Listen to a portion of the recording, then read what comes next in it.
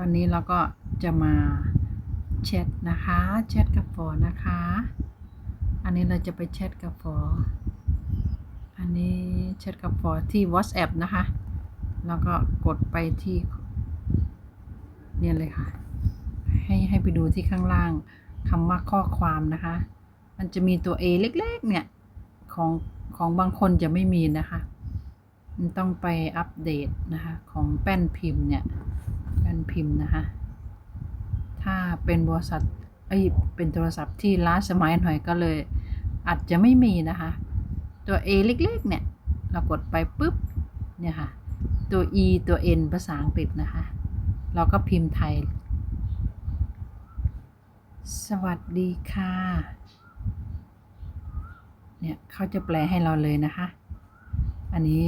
แป้นพิมพ์แปลให้เลยนะง่ายมากฮัลโหลเนี่ยนะคะง่ายมาก